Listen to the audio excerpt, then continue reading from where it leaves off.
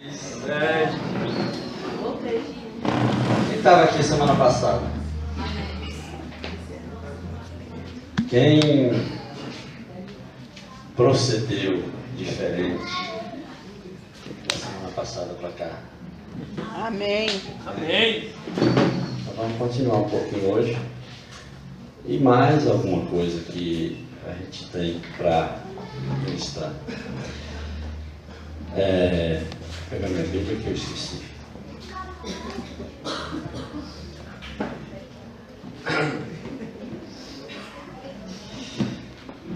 Esse ministério trabalha em cima de princípios que compõem a igreja orgânica. O que é a igreja orgânica? As pessoas, como vocês conhecem, sabem muito bem o significado da palavra orgânico. Orgânico significa sem contaminação, sem aditivos, sem nenhuma dose extra daquilo que realmente é. Ali temos, os princípios básicos da igreja orgânica: oração em línguas, meditação da palavra, adoração, louvor, jejum, confissão da palavra. Esses são os princípios básicos que sustentam o nosso ministério.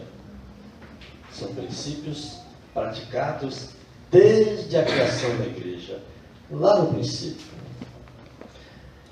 Nós, quando começamos a entender mais o porquê dessas coisas separadas, qual a finalidade, por exemplo, qual a finalidade da oração em línguas? Por que nós oramos em línguas? É importante a gente saber disso. Não é só orar em línguas, mas o porquê. Para quê? Qual o efeito que essa oração causa em nós? Né? Acredito que a maioria daqueles que já praticam sabe o efeito que a oração em línguas causa em nós. Né? Por que nós acreditamos na palavra? Porque nós acreditamos que a palavra que nós meditamos, que é a Bíblia, é a palavra de Deus. Felipe, na quinta-feira, estava ministrando e disse que nós precisamos conhecer o coração de Deus. Quando você estava falando isso, eu lembrei de uma certa época do irmão Bernard. Irmão Bernard, alguns aqui conheceram. Amém. Ele já faleceu. Foi um apóstolo na terra que não tinha nenhuma diferença dos que viveram, dos 12 que viveram com Jesus. Bernard era desse jeito. Uma certa época, Bernard estava ministrando lá no Cefete. Bernard estava ensinando sobre a Bíblia. Ele disse o seguinte, que Deus perguntou para ele: Bernard, o que é isso que você tem nas mãos? Aí ele respondeu: é a Bíblia, Senhor. Aí Deus tornou a perguntar para ele: Bernard, o que é isso que você tem nas mãos? Aí ele respondeu: é a tua palavra, Senhor. Foi mais espiritual. Aí ele percebeu que Deus perguntou de novo: Bernard, o que é isso que você tem nas mãos? Nessa hora, ele se calou. Porque ele entendeu que quando Deus faz uma pergunta, Ele não está querendo a sua resposta. Ele quer te ensinar alguma coisa. Porque Deus não precisa de aprender nada de você. Ele não precisa perguntar nada para você que ele precise saber. Então Deus falou para Bernard: Bernard, o que você tem nas mãos, é a descrição do meu coração. Aí eu lembrei disso quando o Felipe estava falando na quinta-feira, né? Ministrou, foi maravilhosa a pregação de Felipe. A descrição do meu coração é isso que você tem nas mãos. Nós temos falado muito de aproximação, intimidade, temos falado que não existe outras razões para nós continuarmos fazendo as coisas no dia a dia, as atividades diárias, se o principal não ocorrer, que é a aproximação em busca de intimidade. Porque é possível estar próximo sem ter intimidade. É muito possível você conviver anos com uma pessoa e não ter intimidade com aquela pessoa. É muito comum isso, inclusive. Muito comum. E isso tem acontecido, infelizmente, na igreja. Na semana passada, no domingo, eu ministrei aqui e falei um pouquinho sobre Jó. Jó era um homem que praticava as coisas que ele aprendia, que estava escrito, o que os seus antecessores ensinavam, e praticava tudo. Mas, por incrível que pareça, ele praticava sem conhecer Deus. Ele não tinha nenhuma intimidade com Deus. Nenhuma intimidade. Ele fazia coisas que agradavam a Deus. A ponto de o próprio Deus falar: olha, viste meu servo Jó, homem íntegro, que se desvia do mal, homem que tem o temor no coração. Então, Jó era um homem desse tipo. Lá no final da história, depois que passou toda aquela fase negra na vida de Jó, ele afirma que conhecia a Deus somente de ouvir falar, mas agora os olhos o viam, agora meus olhos te veem.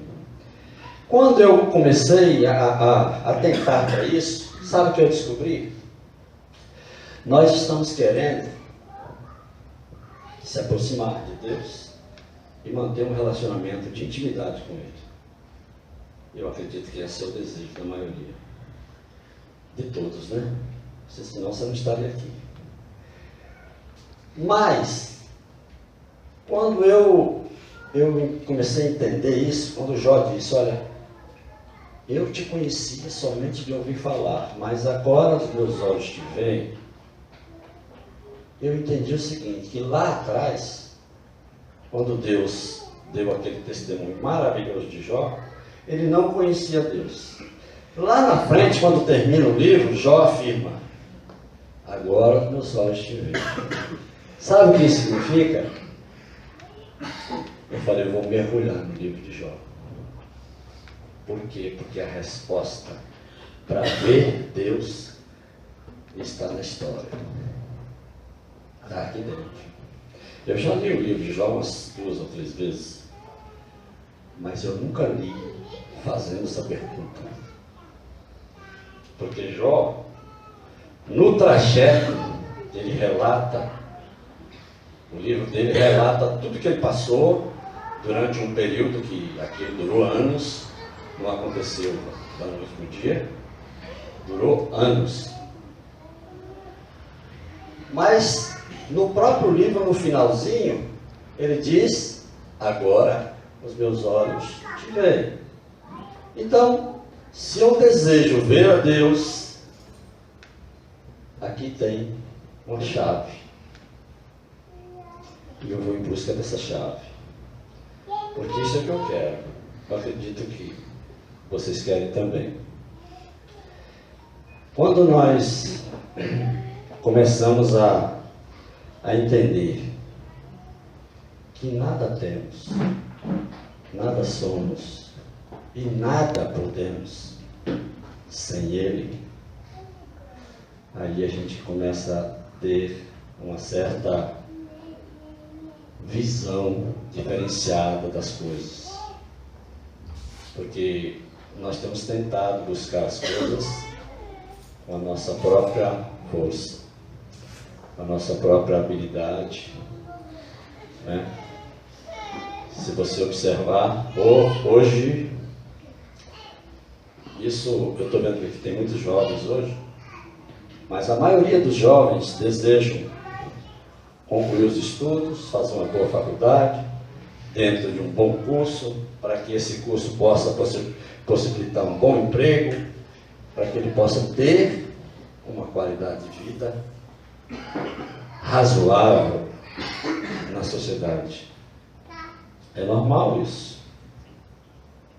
O anormal é que ele coloca isso como primeiro lugar na sua vida. Alguns, né? Tem outros que não estão nem aí. O anormal não é estarmos no dia a dia buscando realizar os nossos projetos, nossos sonhos. Isso não está errado. O anormal é isso se tornar primeiro. Então, quando Jesus fala em Mateus, buscai primeiro o reino de Deus e a sua justiça, e tudo mais você vai acrescentar. Ele estava dizendo, olha, quem faz sou eu. Se você me buscar, eu vou fazer. No Salmo 37, ele fala assim: agrada-te do Senhor, e Ele, o salmista fala, e Ele satisfará o desejo do seu coração. O desejo mais íntimo do coração é Ele que vai satisfazer. A nossa habilidade é de tentar preencher os desejos do nosso coração, que a gente acha que sabe o que é, com o nosso dia a dia, as nossas coisas, no trabalho, comprando carro, comprando casa, namorada, esposa, sexo. Essas coisas a gente acha que serão preenchidas, que essas coisas vão preencher o vazio que nós temos dentro de nós. Mas existe um espaço, e vocês sabem disso, porque se você olhar para dentro de si, você vai encontrar esse espaço vago. Tem um espaço dentro de nós que não vai ser preenchido por nada, senão pela presença de Deus. Esse espaço é reservado para Ele. Por que tem muitas pessoas que possuem tudo e se suicidam? Se vocês observarem, a maioria das pessoas que se suicidam são tudo pessoas de classe média alta. A coisa mais rara do mundo, você abrir o noticiário e perceber que uma pessoa que ganha salário mínimo se suicidou. Difícil. Eu, particularmente, nunca vi. Eu só vejo gente de boa classe social, gente que tem um poder aquisitivo bom. Essas pessoas se matam. Por quê? Porque essas pessoas passam a vida inteira buscando preencher o espaço que está dentro delas com roupas no shopping, sapato, roupa de grife, cabeleireiro toda semana, tentando agradar, comprando carro novo, viajando. Essas pessoas passam a vida e fazem qualquer negócio para encher aquele espaço. Mas um que poderia encher o espaço é ignorado. Não existe atenção. Em Provérbios, se não me engano, no capítulo 8, o provérbio fala assim: o que peca contra mim violenta a sua própria alma. Todos os que me aborrecem amam a morte. Quando a gente escuta essas coisas, a gente percebe que há uma inversão muito grande daquilo pelo qual fomos criados. Nós temos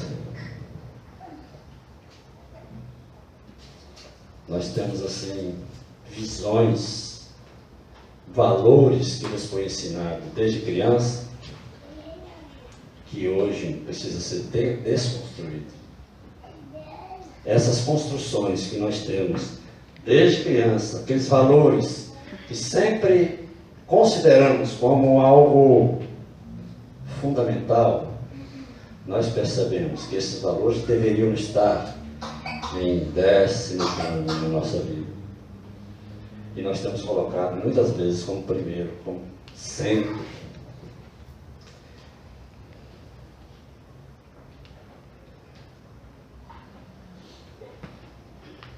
Aqui em 1 Pedro,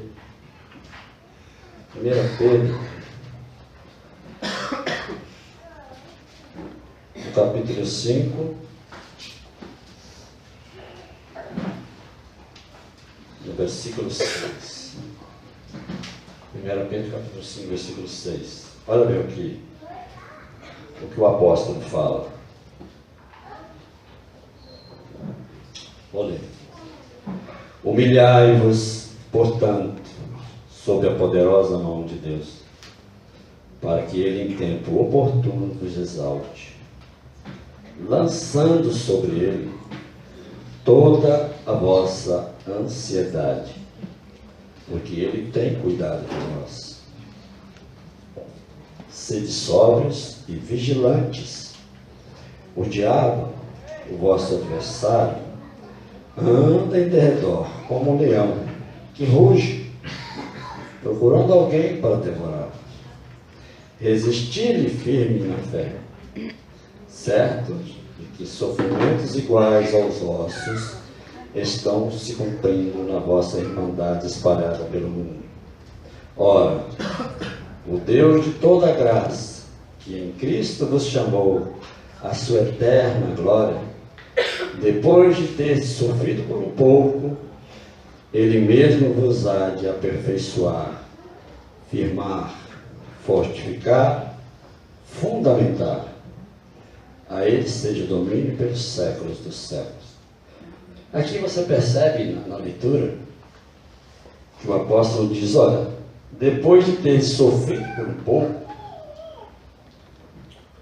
por que essa palavra? Sofrer por um pouco?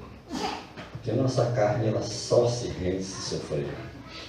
A nossa carne não se rende quando ela está se regalando.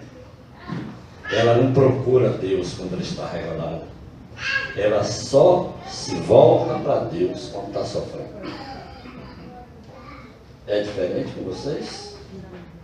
Dificilmente. Quando nós temos essa consciência contínua em nós, a gente até já fica mais vigilante. Mas na maioria das vezes nós procuramos Deus quando a coisa está pegando para o nosso lado. Quando a coisa está apertada para o nosso lado, aí a gente vai, porque a gente sabe que só tem um caminho. É Ele. Quando nós conversamos, e eu tenho meditado bastante sobre isso, intimidade, buscar intimidade, é porque eu comecei a compreender que é o caminho mais sábio. O caminho mais sábio. Semana passada eu li aqui o Salmo 84, versículo 10. Aliás, eu pedi para uma pessoa ler. Salmo 84, versículo 10 fala assim, ó, um dia na sua presença vale mais que 1000 em qualquer outro lugar. Olha, é uma questão de lógica. Se um dia na presença de Deus vale mais de que 1000 dias em qualquer outro lugar, ele está dizendo, olha filho, um dia na minha presença é melhor para você do que 3 anos do seu trabalho, 8 horas por dia. Se você trabalhar de sol a sol durante 3 anos, que é mais ou menos o que representa 1000 dias, você vai ganhar menos do que se você tiver um dia na minha presença. Já pensou? Já pensou sobre isso? Por que é importante, né, a gente meditar na palavra? Porque essas coisas começam a se revelar. Espera aí. Se eu me entregar na presença de Deus, quer dizer que vale mais do que o meu esforço de 3 anos de trabalho. É isso que ele está dizendo. Não está dizendo nada diferente. É isso aí mesmo que ele está dizendo. Tempos atrás, eu estava meditando, né? Eu acho que já até compartilhei isso com vocês. E aí, eu estava numa angústia danada, passando por muita dificuldade. E aí eu recebi algumas palavras que me deram um certo fôlego para continuar adiante. Uma delas foi a palavra de Abacuque, né?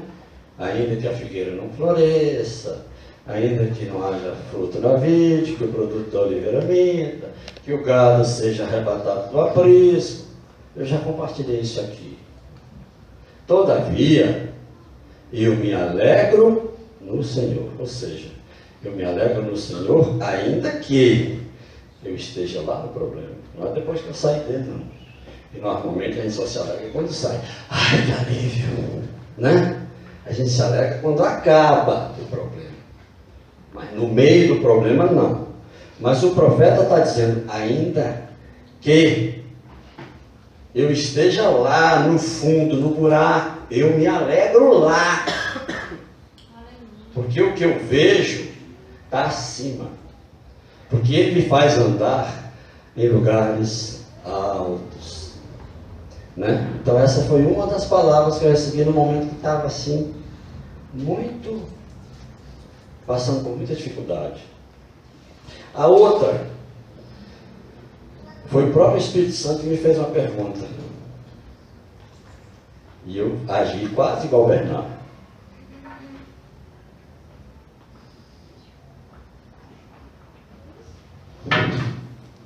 Me perguntou quantos anos, aliás, quanto tempo foi preciso para a vida de José mudar completamente.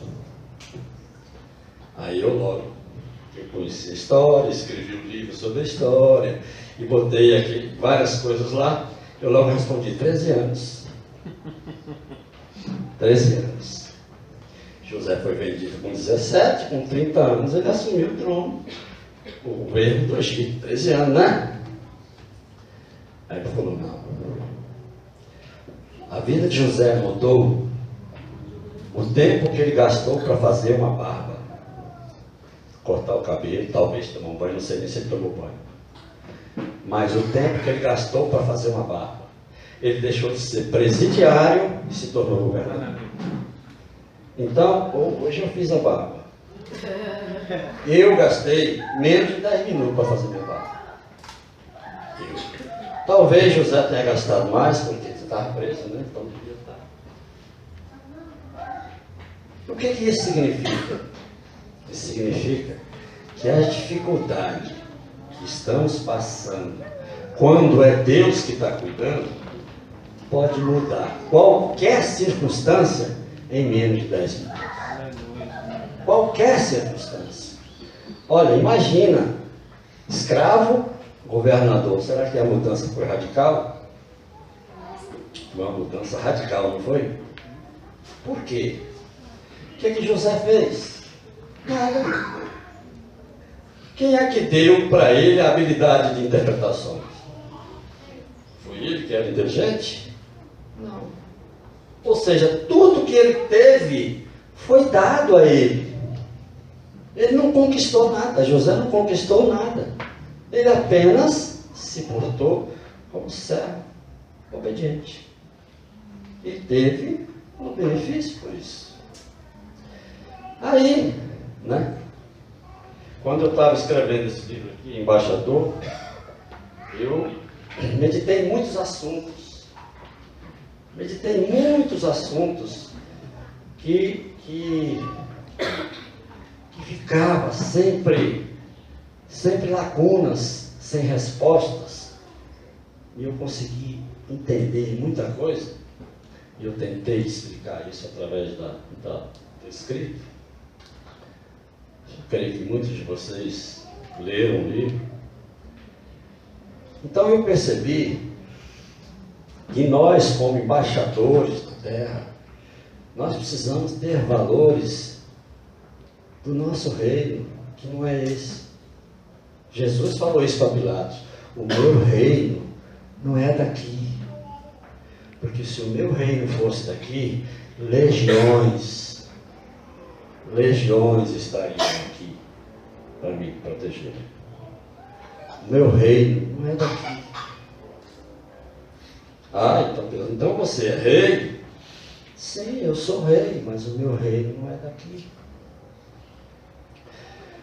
Mas, a partir do momento, quando Jesus partiu da terra e nos designou como embaixadores do reino do céu aqui, que é o que todos nós somos, embaixadores de Cristo na terra. Então, se nós somos embaixadores de Cristo na terra, os nossos valores são os valores da nossa pátria. A pátria que pertencemos. Onde é essa pátria? O reino de Deus. O reino de Deus tem a Constituição. Do mesmo jeito que tem a Constituição brasileira, o reino de Deus também tem uma Constituição. Uma Constituição. Um testamento antigo e testamento primeiro. Antigo e novo. Então, o que acontece conosco?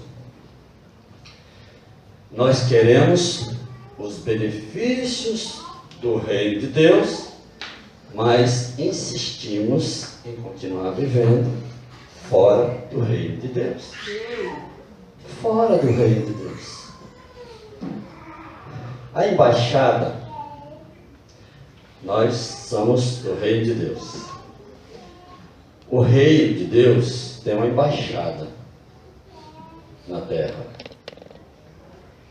O que é a embaixada? A embaixada é o local onde o embaixador mora no país que ele está representando a pátria dele. Todos entendem isso, não entendem? A embaixada é o ambiente que o embaixador está. O embaixador, na embaixada, ele tem toda a segurança do país que ele pertence. Toda a segurança, toda a garantia de que nada acontece com ele. Por quê? Porque aonde está a embaixada não pertence ao país que ele mora, pertence ao país que ele é de origem. Então, por que muitos embaixadores quebram a cara? Porque muitos saem da embaixada,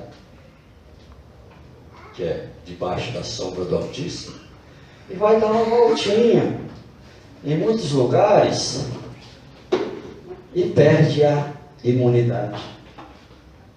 Quando você sai da embaixada e vai dar uma voltinha no mundo, aí você perde a imunidade. É como se você tivesse uma redoma, você está vivendo debaixo da sombra do Onipotente. Aí, aquela sombra tem um certo limite ao seu redor. Aí você resolve sair daquela sombra. Quando você sai daquela sombra, você se torna exposto. Você fica exposto, vulnerável aos ataques. O que Pedro falou aqui? O diabo, o vosso adversário, ele anda ao nosso redor. Ele está o tempo todo ao nosso redor, observando aquele pequeno segundo que você saiu debaixo da embaixada. Que você saiu da embaixada e foi dar uma volta. Aquele pequeno segundo. Semana passada eu disse assim: quem é que consegue respirar 3 vezes por semana? Segunda, terça, quinta e domingo. Se você tivesse que respirar terça, quinta e domingo, você conseguiria? Não? Tem muitas pessoas que estão buscando Deus terça, quinta e domingo. Essa reunião que nós temos aqui 2 vezes por semana, nesse espaço, não é reunião para buscar Deus. Você não veio aqui buscar Deus. Você veio aqui ter comunhão com as pessoas que também estão no mesmo caminho que você. Agora, você quer ver o que João fala? 1 João. Eu acho que a coisa está tomando outro rumo. 1 João.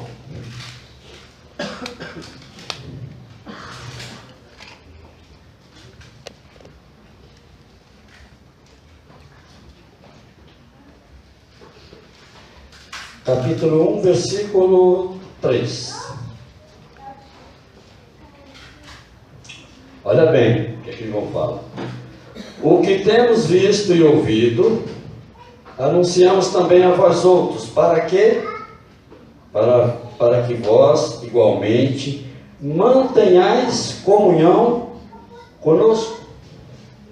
Ora, a nossa comunhão é com o Pai e com o seu Filho, Jesus Cristo. A proposta de estarmos juntos 2, 3 vezes por semana é para que tenhamos comunhão. Agora, sabe quando é que essa comunhão vai acontecer? Se você estiver tendo comunhão lá, em todos os momentos onde você tem vivido.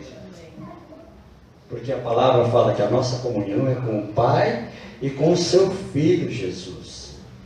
Eu não tenho a mínima possibilidade de ter comunhão com Robson, se Robson não tiver comunhão com o Pai e com o Filho.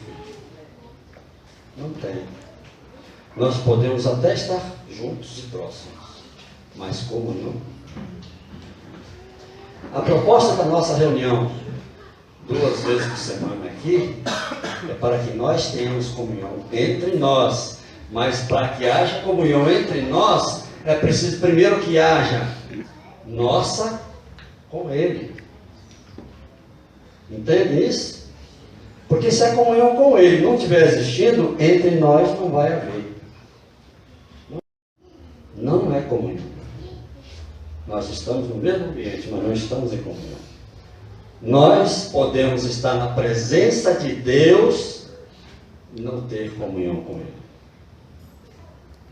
Por que nós podemos estar na presença de Deus e não ter comunhão com Ele? Porque Deus é impossível estar fora da presença dele. Ele é onipresente. Se Ele é onipresente, eu sempre estou na presença. Sempre estou na presença dele. Nunca eu estou ausente de Deus. Olha o que a cegueira espiritual faz. Adão, quando pecou, ele logo percebeu que estava nu. Ele e Eva perceberam que estavam nus. Ou seja, eles não percebiam antes que estavam nus. Os olhos espirituais deles estavam abertos e os olhos carnais estavam fechados. Então eles não enxergavam nada carnal, eles enxergavam tudo no espírito. Como Deus vê o coração, é assim que Adão procedia. Então, o que aconteceu? No momento que Adão pecou, juntamente com Eva, eles se viram nus. Quando eles se viram nus, eles procuraram logo se proteger com folhas de figueira, né? No momento que Deus chegou e fez uma pergunta, ele perguntou: Adão, onde estás? A cegueira de Adão se tornou tão grande que ele esqueceu que Deus é onisciente. Ele esqueceu que Deus sabe de todas as coisas. Então Adão achou que Deus estava perguntando para ele: onde é que está o seu corpo físico, Adão? Ele se escondeu atrás dos arbustos. Deus não perguntou isso para Adão. Deus perguntou para Adão: Adão, aonde você está? Que eu não te vejo mais na minha presença, na minha comunhão contigo. Aí eu dei até o exemplo semana passada de um imã que se quebra. Quando você quebra um imã, você tenta juntá-lo de novo, ele se repele, não é assim? Naquele momento foi rompido completamente a intimidade de Adão com Deus, e ele se separou. Essa aproximação, para acontecer de novo, durou 4.000 anos, que foi quando veio o Salvador, o nosso Salvador. 4.000 anos, o homem ficou separado de Deus. Jesus foi o único homem nascido espiritualmente vivo. Ele foi o único. E a partir do momento que ele fez a obra redentora, que ele fez tudo que nós conhecemos que Jesus fez, foi para a cruz e tal, consumou tudo, levou sobre si os nossos pecados, fez tudo isso, ele deu condições para aquele imã que se repelia se juntar novamente. Ou seja, o Espírito habitou juntamente com o homem durante 4.000 anos, porque Deus continuou cuidando, Deus continuou por perto, e conduzindo, ensinando, mas não tinha condição nenhuma de habitar dentro deles mais, porque o homem se tornou uma criatura estranha à natureza de Deus. Então o Espírito não podia habitar naquela criatura estranha. Aquele corpo pecaminoso herdado de Adão precisava ir para a cruz, morrer. E foi o que aconteceu. Jesus pegou aquele corpo dele, substituindo nós, e levou para a cruz aquele corpo. Na hora que ele retornou de lá, ele enviou o Espírito, aí o Espírito pôde habitar de novo em nós. Hoje o Espírito não habita conosco, o Espírito habita em nós. O Espírito habitou com Abraão, com Isaac, com Jacó, com Davi, com José, com muitos outros profetas, Elias, Eliseu. O Espírito habitou com eles, mas nunca habitou neles. Sempre esteve com, nunca esteve em. O Espírito só esteve em nós a partir do momento que Jesus concluiu a obra redentora, foi para o céu e enviou o seu Espírito para estar conosco. O Espírito Santo hoje habita em nós. Por que eu falo que é impossível nós respirarmos 2 ou 3 vezes por semana? Porque o nosso corpo ele é feito para respirar, no mínimo, a cada 3, 4, 5 segundos, um novo ar, um novo oxigênio. Respiro, oxigênio, respiro, gás carbono. Respiro, inspiro, oxigênio, gás carbono. Isso a cada 5 segundos, no máximo. Nós precisamos enxergar a nossa vida em Deus dessa forma. Quando Pedro fala, vigiai, porque o vosso adversário anda em vosso derredor, ele está dizendo, olha, o vosso adversário anda em vosso derredor o tempo todo. Então, se eu quero estar sendo guardado, protegido na embaixada celestial, então eu preciso estar com Deus o tempo todo, como o ar que eu respiro. Se eu preciso, a cada 5 segundos, respirar, eu preciso de Deus a cada 5 segundos. Porque se eu tiver em Deus o tempo todo, nada tem o poder de me atingir. Nada. Semana passada eu disse assim, que o maior segredo que nós precisamos descobrir é o segredo de mergulhar em íntima comunhão com Ele.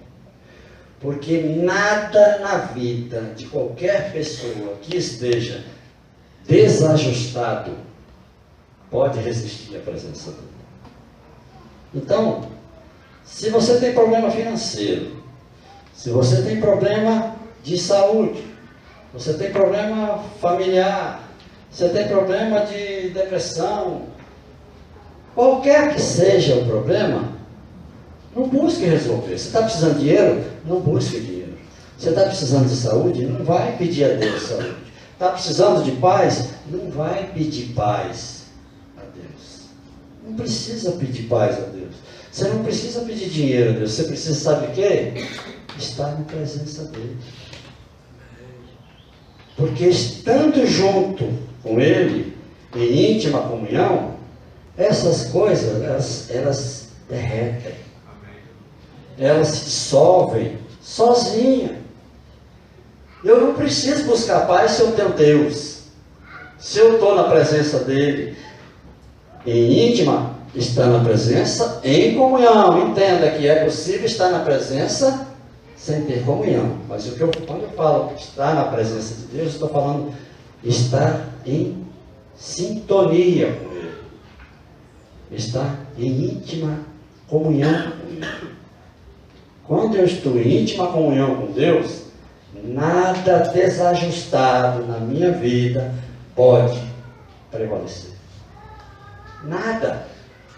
Então o grande segredo é o quê? Intimidade com Ele. Aí eu dei o exemplo da toalha, né?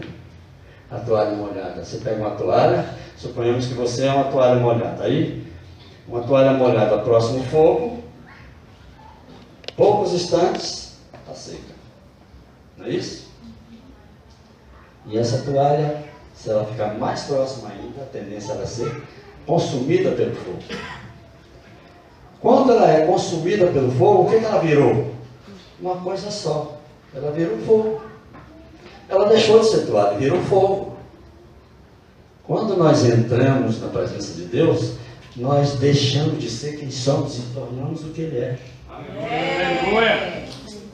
Deixamos de ser quem somos e nos tornamos o que Ele é.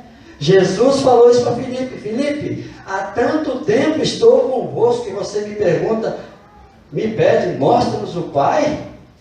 Filipe, quem me vê, vê o Pai. Jesus não estava dizendo que Ele era Deus ali naquele momento, não. Porque Ele reconhecia que era a Trindade, Pai, Filho e Espírito Santo. Ele estava dizendo, a comunhão que eu tenho com meu Pai é tão perfeita que é impossível separar Ele de mim. Amém. Foi isso que ele disse. Eu tenho intimidade e comunhão com Ele de forma tão perfeita, tão única, tão... não tem palavra. Não tem palavra. A minha comunhão com Ele é tão única, a minha unidade com Ele é tão única, que é impossível separá-lo de mim. É impossível. Segura bem. Quando, tempos atrás, eu tive uma curiosidade. Uma curiosidade, no Evangelho de João, se vocês observarem, Jesus sempre que vai falar alguma coisa, ele falava em verdade e em verdade. Os digo. Aí eu estava lendo, meditando, falei, mãe, por que Jesus precisava repetir a palavra verdade? Não é isso? Alguém de vocês já fez essa pergunta? Não. Por que ele precisava repetir a palavra verdade? Aí,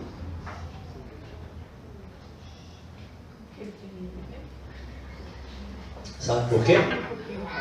Sabe por quê? Ele estava dizendo, olha, a mesma verdade que eu recebo é a mesma verdade que eu digo. Uou! Eu não contamino ela com o meu achismo. Eu não pego a água, a verdade pura cristalina que vem de Deus e coloco o que eu acho para falar para você. Eu falo para você do jeito que eu recebo. Do jeito que eu recebo do Pai, eu digo para você. É por isso que em verdade eu vos digo. Né? Isso para mim foi um bálsamo. Uma coisa tão simples, né? Mas que fez um sentido maravilhoso quando o Espírito esclareceu isso dentro de mim. Eu achei assim uma coisa tremenda. Porque o que nós muito temos visto é a palavra de Deus sendo contaminada. Contaminada. Para benefício de objetivos escusos à vontade dele. Aleluia. Construções, impérios financeiros sendo construídos com versículos da palavra. Não é isso? Versículos tirados da palavra habilita muitas pessoas a ir buscar no meio do rebanho benefícios para satisfazer desejos pessoais e não a vontade de Deus. Infelizmente, nós temos assistido isso todos os dias. Não compete a gente julgar. Não vamos fazer isso. Pelo contrário, nós compete a nós interceder diante de Deus para que isso se quebre, que não continue ridicularizando o Evangelho. Muito nós temos visto isso, o Evangelho sendo ridicularizado por pessoas que não têm a mínima intenção de promover o reino de Deus na terra. Promover a verdade recebida. E essa verdade, ela é contaminada com a própria palavra. Se nós observarmos, a palavra de Deus, ela ensina princípios que não vão voltar atrás, mesmo se a intenção do seu coração for contrária à vontade dele. A palavra de Deus ensina princípios que, se você praticar, mesmo estando distante da vontade dele, vai funcionar. Porque é princípio. Ele mesmo fala que ele não dá a chuva só na plantação do íntegro. Ele dá a chuva também do ímpio. A chuva cai lá também. Ele abençoa também aquele que não está nem aí para ele. A chuva cai lá também. Então existem coisas aqui que, se você for ateu, se você praticar, vai funcionar para você. Princípio, ele não muda princípio. Isso é um princípio. Dai e ser-vos-á dado. Começa a dar dinheiro para você ver se não vai voltar para você. Vai, é princípio. Normal. É por isso que nós estamos vendo as pessoas aí tirarem proveito do princípio. Porque eles ensinam você a dar. E aí você recebe mesmo, porque é verdade. Também prega. Entendeu? Então, a partir do momento que você obedece o princípio, você tem o benefício daquele princípio obedecido. Mas uma coisa é obedecer um princípio, outra coisa é fazer aquilo que Deus diz. Uma coisa é você seguir um princípio, outra coisa é você ouvir a voz dele e obedecer. É diferente. Então nós temos visto muito isso acontecer. E vamos continuar vendo. Porque vai chegar tempo, ele mesmo nos alertou, que até os escolhidos serão enganados. Agora, quais serão aqueles que não serão enganados? É aqueles que têm íntima comunhão com ele. Isso não vai se enganar. Aqueles que têm íntima comunhão com ele não serão enganados. Vai chegar o tempo em que prodígios, coisas maravilhosas vão ser demonstradas, como já acontece. Deus, ele não é fiel a mim que estou aqui falando para vocês. Sabia disso? Apesar de que ele é fiel a mim. Mas ele não é fiel ao pregador. Deus é fiel àquele que está lá na cadeira, com um coração sedento. Por isso que muitas das vezes a gente chega aqui, eu mesmo tremo quando eu venho para aqui, sem saber o que falar. Muitas das vezes, não tenho, você pode ver que eu não tenho nada anotado aqui, nada. Porque eu já desisti de fazer esboço para pregar. Desisti. Porque todas as vezes que eu fiz, foi eu que fiz. Todas as vezes que eu deixei quieto, ele que faz. Entende? Então ele não é fiel a mim. Não é fiel a mim, ele é fiel a você que está aí sentado. Precisa de ouvir a palavra. Precisa de ouvir a verdade. Ele é fiel a você. Então, eu tenho uma mensagem que ela vai sair no próximo livro. No outro, não nesse. O quarto livro já? É, o quarto. Só que o terceiro não foi lançado ainda. Já tem o quarto. O quarto. Aí o que acontece? Chama-se o mensageiro. Senhor, ele não está preocupado com o mensageiro, ele está preocupado com a mensagem. Meu Deus. É muito mais importante a mensagem do que o mensageiro. É por isso que você jamais deve olhar para quem está aqui na frente. Nós não podemos fitar os nossos olhos em quem está pregando. Nós precisamos manter a atenção no que está saindo da boca dele. Não é quem, mas o que está saindo. Porque o importante é a mensagem, não o mensageiro. Se nós fôssemos olhar para o mensageiro, não poderíamos receber a mensagem de Davi nos Salmos. Né? Por quê? Davi foi um homem adúltero, um homem totalmente fora do que seria exemplo de homem que merecesse nosso crédito. Não poderíamos receber a mensagem dele. Não poderíamos receber a mensagem de Eli, por exemplo, que não soube criar os filhos e profanaram as coisas de Deus. Mas quem foi Eli? Um grande profeta que deixou uma grande mensagem. Então nós não podemos fitar os olhos no mensageiro.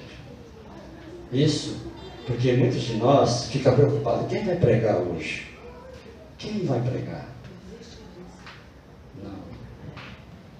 Não esquenta a cabeça com isso. Existe. Por que muitas igrejas trazem nomes famosos? Porque os nomes famosos enchem as igrejas. Mesmo que não tenha vida com Deus. Mas enche as igrejas. Então, quando nós entendemos definitivamente que o importante não é o mensageiro, mas a mensagem, então nós vamos definitivamente acabar com isso. dar valor à mensagem e não ao mensageiro. Amém. Amém? Eu quero ofertar esses 2 livros. Ó, Embaixador do Reino dos Céus. Não temas, ó pequeno rebanho, porque o vosso Pai agradou dar-vos o seu reino. Buscai as coisas do alto. Se pois foste ressuscitados juntamente com Cristo, buscai as coisas que são de cima, onde Cristo está assentado à destra de Deus. Toda a cara de embaixador. Eu vou dar esse livro para quem? A cara de embaixador. Embaixador. Não disse. Aí. E o outro? Quem é? Todo de embaixador. Hein?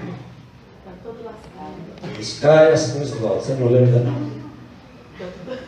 Coitado de você. Vamos ficar de pé?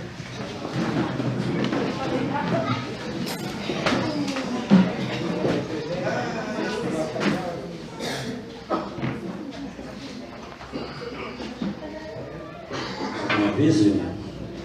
Não. Então vamos fechar nossos olhos para conversarmos com Deus um pouquinho.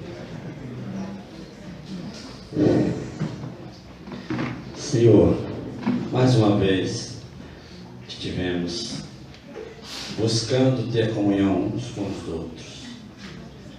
Mais uma vez estivemos aqui, Senhor, para ouvir a Tua palavra, para que a Tua palavra traz para nós liberdade. A Sua liberdade cada vez mais nos ensina a crescer na graça, no conhecimento. Podemos estar todos os instantes atentos, estamos cada vez mais atentos àquilo que o Senhor fala conosco, para que possamos andar segundo o Teu querer. Que a nossa vontade esteja submissa à Tua vontade. Que a cada dia possamos entender que é único. Nós não temos o dia de amanhã, não temos a semana que vem, mês que vem. Nós temos o agora. E o agora, nós decidimos que queremos estar contigo. O agora, Senhor, é a única coisa que nos pertence. Senhor, tudo que precisamos, todas as coisas que são difíceis na nossa vida, é porque nós queremos resolver com nossos próprios braços. Mas nós estamos aprendendo que ao ter comunhão contigo, não precisamos nos preocupar com mais nada. Porque o Senhor é fiel e é justo. Fica conosco sempre, cada instante, como o ar que respiramos. Obrigado, Senhor, pela tua verdade, a cada dia sendo derramada no nosso coração. Te agradecemos em nome de Jesus. Amém? Amém. Dê 10 abraços nos irmãos aí. Abraço 10 pessoas. Seu lado. Vai em paz, uma ótima semana. Vamos em paz.